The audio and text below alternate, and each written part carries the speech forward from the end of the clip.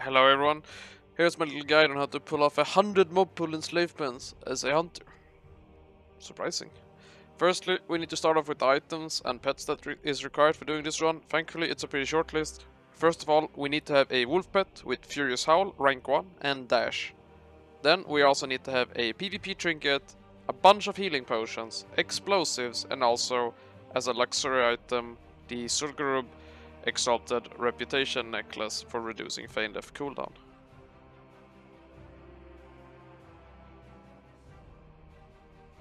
Alright, let's start off with the preparations for the pull. A successful run takes roughly 20 to 22 minutes and involves experience from 101 mobs. First of all, we have to kill every Soothsayer that we are going to face. There are 3 depending on the size of pull. We're gonna kill all 3 here. And then we should also mark every single Enchantress enemy that we see. There should be 7 of them in this big pull. It's very important that they are marked.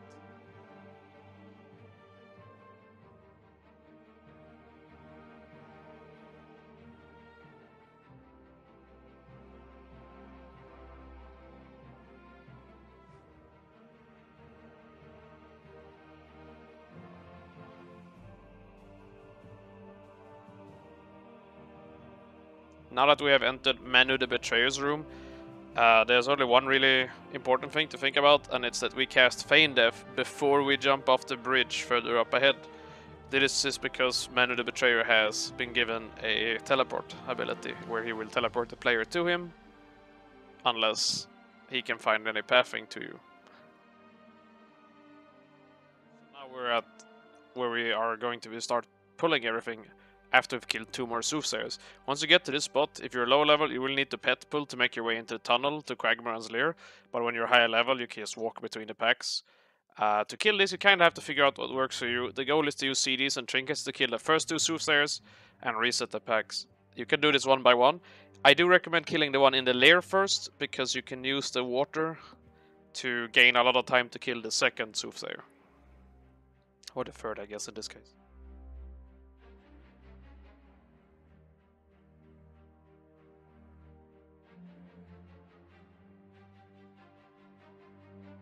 Alrighty, we have now reached the point where we start the pull. The pulling consists of 3 different things: using dash at the correct times, practically spamming Furious Howl on cooldown to redirect mobs that social aggro onto the pet instead of the hunter, and recasting Eyes of the Beast to extend the buff without despawning the pet. This will however require line of sight, so you have to be pretty precise in your placement. Casting Eye of the Beast can disconnect you. It's kinda rare, but it does happen. It does suck when it do.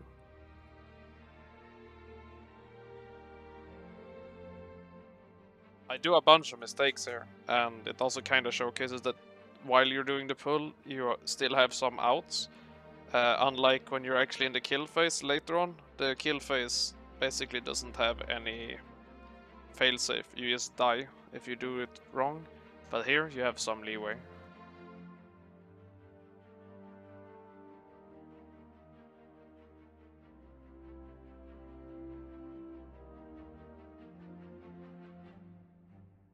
Okay, now we have all those mobs chasing my pet, which is on next step gonna head towards the entrance to pull the remaining Nagas there and the Bogstrokes. Important part is to cast dash around the ramp where I'm doing now, so that you can have dash later on when you refresh Eye of the Beast. Also, it is very important, keep pressing Furious Howl basically on cooldown. The Nagas that are running to the left off screen now, or before, are going to social aggro some mobs, and if you don't press Howl, they're gonna run around and kill you while you're in Eye of the Beast.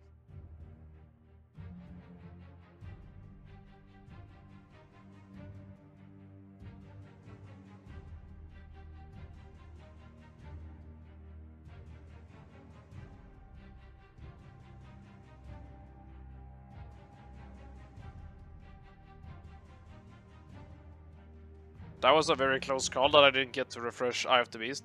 Thankfully, at this point, it's not end of the world if Eye of the Beast doesn't go through, or if your pet would die there. You would just have to wait with the pet, like at the bottom of the water ramp, going up, until most mobs have entered the caved-in tunnel on the left. And then you would howl to get aggro on them and run to the entrance, but it would cost extra time, obviously. Oh, at the end of this pull here, try to cast dash before your pet despawns, so it has it active, just so it can jump over the water when we despawn it and respawn it, because it keeps the buff. So it can jump further through the water, so you can get into Manu's room quicker.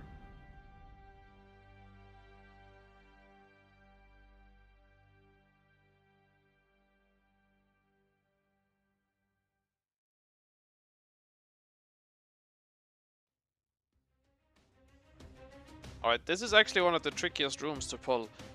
When you enter the room here, you have to check where Manu is. If he is at the top of the ramp and just started walking down, I would recommend just pulling the left pack and then cancelling out the beast and then waiting for mobs to run all the, like halfway to you so that you can send your pet into the tunnel again.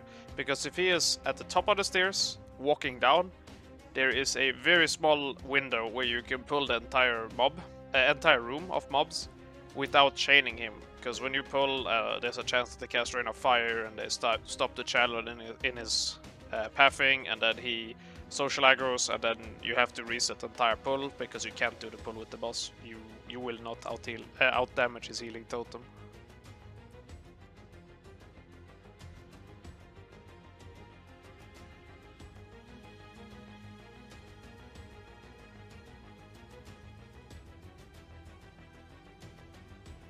We're very close to starting the killing phase. Now we're going to use the pet one last time to pull mobs into the opposite corner. That is mostly so that we can put all the mobs that are ahead are gonna get kinda clumped up because they're gonna have to run backwards basically a bit.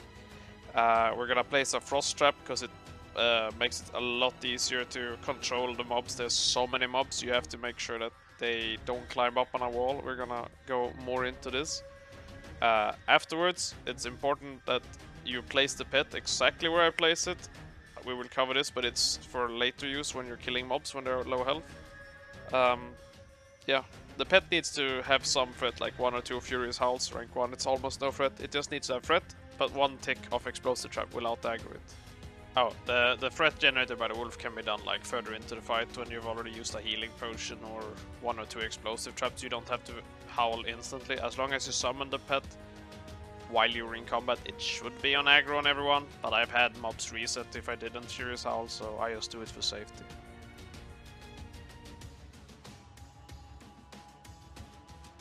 Okay, pay attention to where the triangle points. This is basically a marker where if the mobs pass this spot, they will have to walk backwards before they can run at you when you jump down from the ledge. It's important to try and never let mobs go much further than this at all, especially not the marked enchantresses, as they can random cast spells when you try and get mobs back into a clump again, and that's going to ruin everything unless you get really lucky with timings.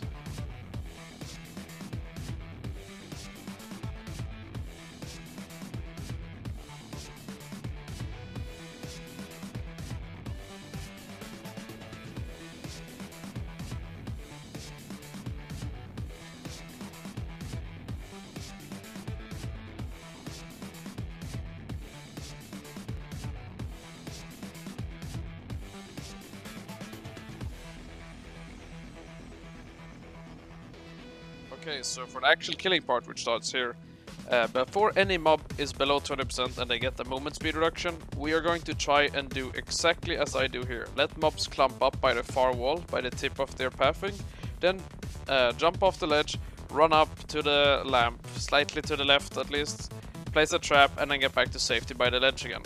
The goal here is to try and hit as many mobs as possible by the initial hit. And then we can try and juggle mobs. Try not to do it too fast, because then they might reach you before you do the jump. Oh, and also one more thing that made the ledge more consistent for me is to jump into the ledge and then you do a second jump so that you jump on top of the ledge, basically. So you jump into the ledge and get stuck halfway and then you do a second jump. This updates the enemy's pathing way more consistent than doing a jump and then trying to walk up the ledge, because that made mobs just chase after me and kill me most of the time.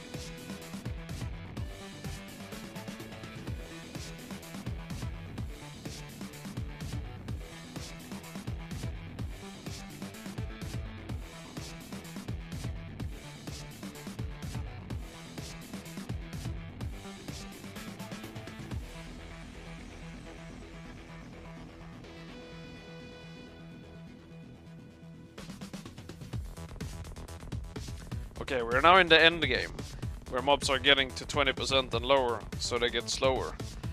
So now we have to change up how we deal damage to them. This is a very important thing to mix up. The safest option is to clump mobs at the tip as usual, jump down, place a trap between the lamp and the wall somewhere in the middle, and then go back on the ledge and force them onto the tip again. And then cast Feign Death. When the mobs are by the tip, they are too far away to resist Feign Death, making them all go on your pet. This is the goal. The reason this is important is that the high health mobs are the fastest ones, so they're going to run into the trap and take the initial damage. And then the low health mobs are slowly gonna crawl into the trap and take damage as well. This has to be done because Blizzard has some weird mechanic that if a mob doesn't take damage for a certain period of time, I think it's about a minute, the mob no longer grants you maximum XP.